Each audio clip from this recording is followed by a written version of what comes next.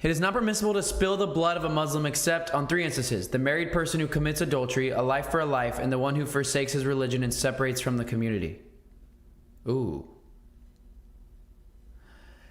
Okay, well, chat, this is another reason why I am very wary before I start publicly saying I'm a Muslim, because doesn't this say right here that it is permissible to kill a Muslim in only 3 instances: if they commit adultery, if they commit murder, and if they forsake their religion and separate from the community?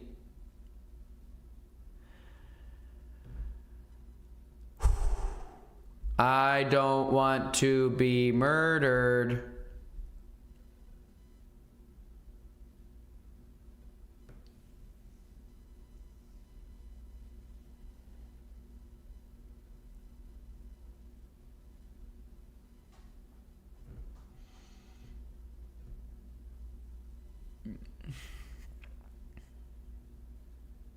It's only if you leave and spread lies about Islam.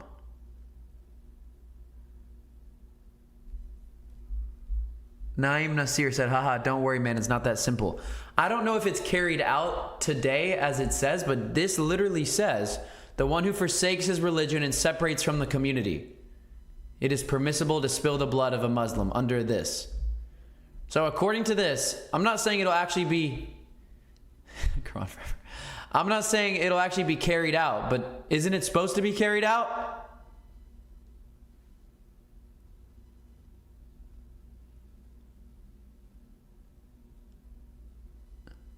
Please try to understand the hadith before freaking out. I'm reading the hadith. It literally says the words. I'm just reading the words. You guys are like, you need to watch a video about it. I'm reading the words. It is not permissible to kill a Muslim except in 3 instances. And one of them is the one who forsakes his religion and separates from his community. So whether or not this is actually acted out in real life, I don't know. But it says right here that if you don't follow it, you should be... I'm reading the words. It's not that easy, but it literally says it. Read the explanation of it. I don't think that this needs an explanation, though.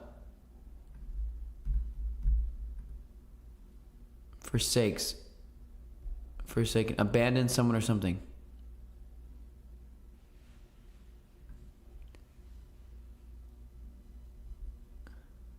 This is very direct. I don't really think this, I mean...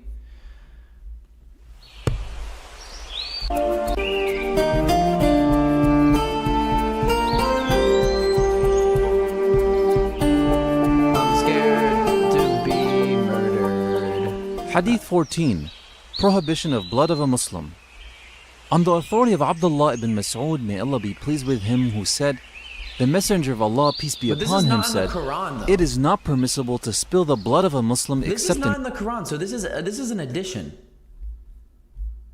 This is why believing in the hadith starts to get confusing to me, because you start adding on to it. The Quran doesn't talk about this as far as I know. Quran Forever says, here we go again. You guys are acting like I shouldn't be worried that I just read something that says I deserve to die if I leave Islam. How would I not be worried about that? Don't worry, bro. Just read the explanation. Don't worry, bro. Here we go again. This guy's worried about being murdered again. Grayson, don't worry about that. Don't worry about that, Grayson.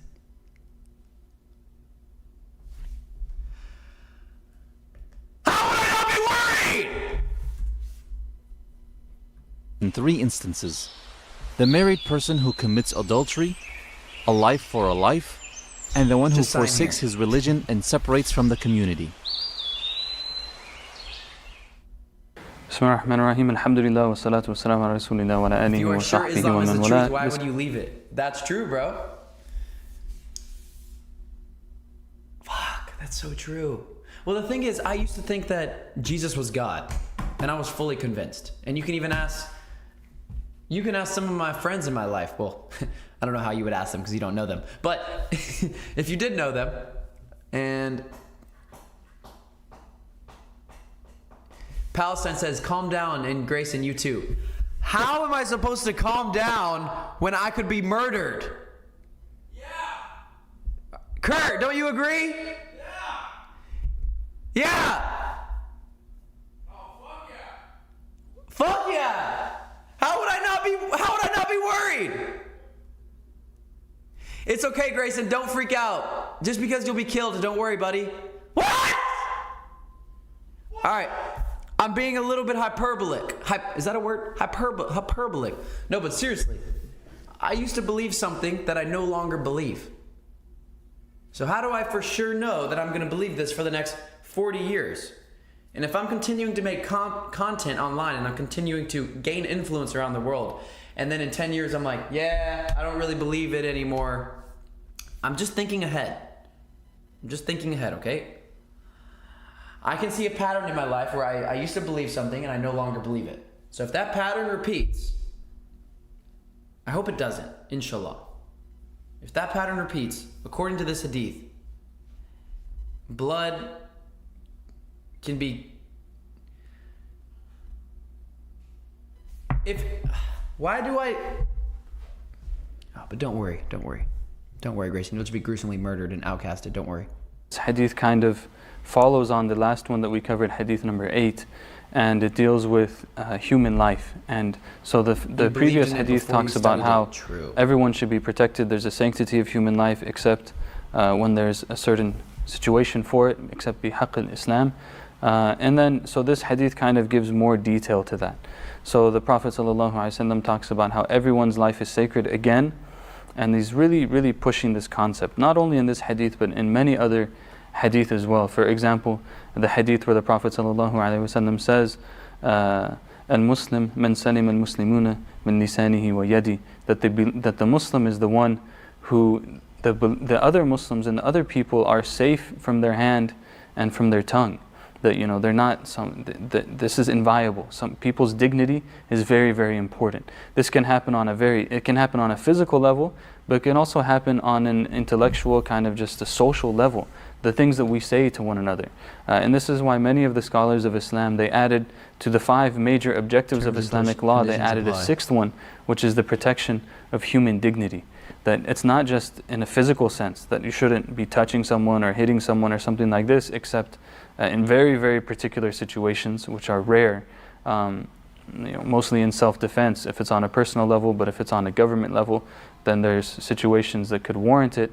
But also in the things that we say to one another. Sometimes we don't realize how offensive we are to one another. Sometimes we don't realize how disrespectful. Bro, okay, Perry and other people in the chat are sending knife emojis, right? They're being funny. And they are being funny. But is it really funny if it's true? How is it funny? How is this actually funny?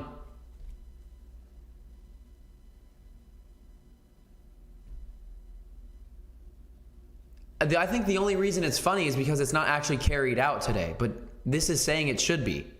It's funny because seems ridiculous to you guys. That's why you're sending knife emojis.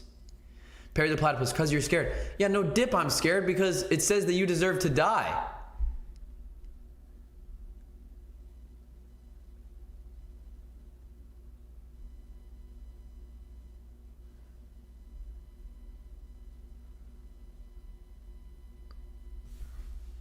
All right, I'm going to watch this video, and I'm going to see if it is contradictory to what the hadith says. To one another.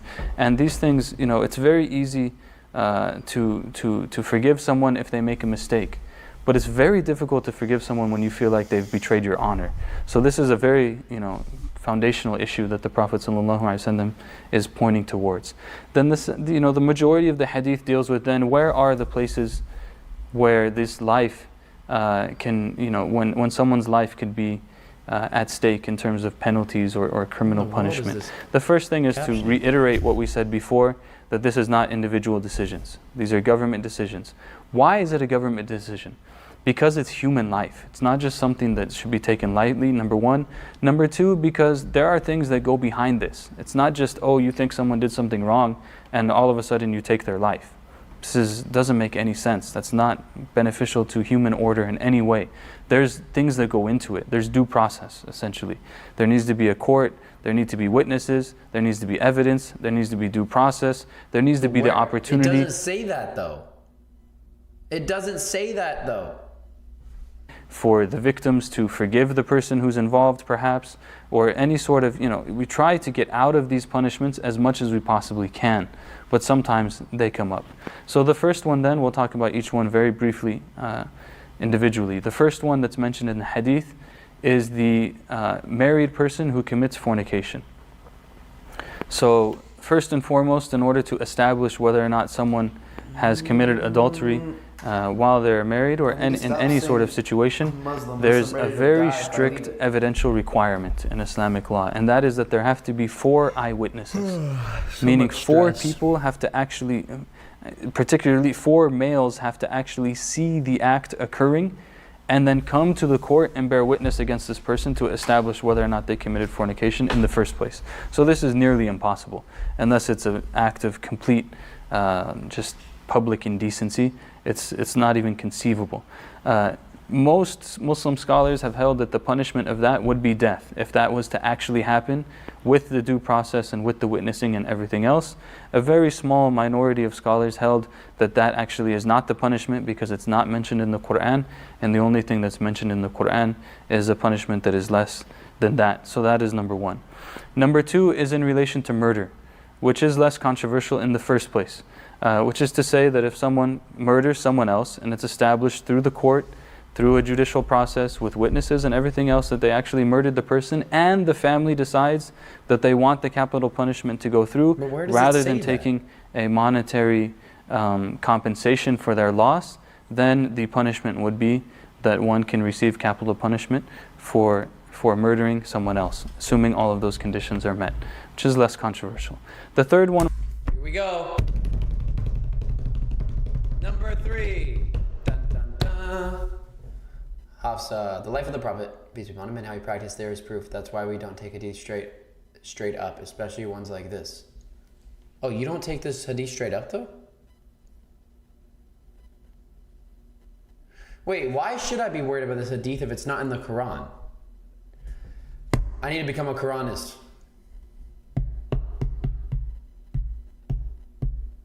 Ahmed.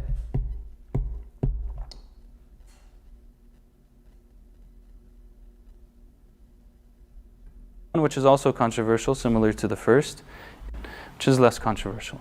The third one, which is also controversial, similar to the first, is the question of the person who also someone else, assuming all of those conditions are met, which is less controversial. The third one, which is also controversial, similar to the first, is the question of the person who leaves Islam, but not only leaves Islam, and this hadith is important for understanding this controversy in general. Many people will say that anyone who leaves Islam, then the punishment for the person that leaves Islam is that they should be killed. And we cannot ignore historical opinions. This was a historical opinion held by many Muslim scholars. But this hadith actually gives more context to that, and is the basis of the scholars who held the opinion that it is not only leaving Islam that would cause someone to receive the capital punishment, but it is also leaving Islam and essentially committing treason. That this hadith, it says that they leave Islam and they leave the community. So basically the idea here is that not only does the person leave the faith, but also they undermine the political authority and establishment that exists at the time, assuming again that this whole discussion doesn't exist unless the system is based on the teachings of Islam in the first place. So for them to leave Islam and then call to the undermining of the authority of the state would be where this punishment would be eligible according to this hadith. And even then there's some Muslim scholars that have said that that wouldn't be the case either, and that there's no time when someone would be punished for leaving Islam, and then they would interpret this as saying they're being punished not because they left Islam, they're being punished because they undermined the national order, or they basically committed an act of supreme treason.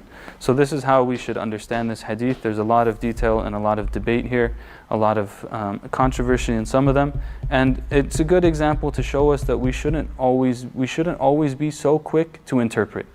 A lot of times there's hadith that are very simple, very clear, they don't have very serious consequences, on a societal level, other than, just basically doing good or staying away from things that are bad.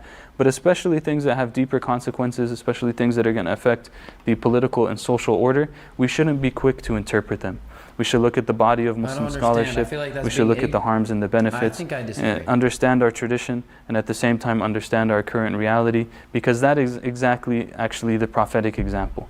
To do both of those together, not to do one with the exclusion of the other. So we ask Allah to give us deep understanding and to help us to follow the sunnah and to do good in this life and the next. Wa sallallahu wa sallam ala Sayyidina Muhammad wa ala alihi wa sahbihi wa sallam tasliman kathira.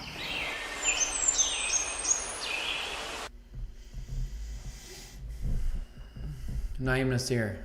I like your profile picture, bro.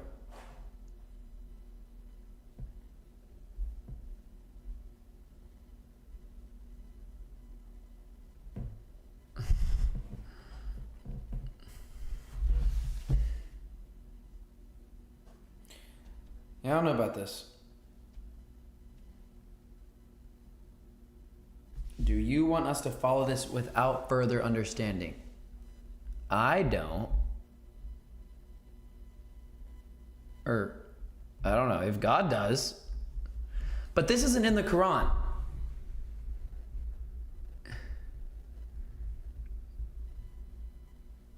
This is not in the Quran as far as I know.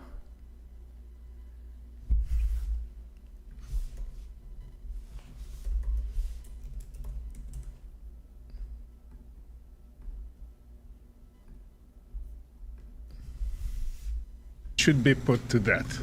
I believe that the punishment for apostasy in a correct Islamic state is death. I believe that that's So the correct. you- Let me finish. Let me just respond, Yeah. sir. I asked you to believe I should be killed today. And I answered you, sir. I'm scared. Brother Rashid, for one, Brother Rashid, go for it. What's on your Yeah, mind? because this is concerns me. It's Grayson here. I have a message for you, and the message will be different based on the fact if you're fat or if you're not fat.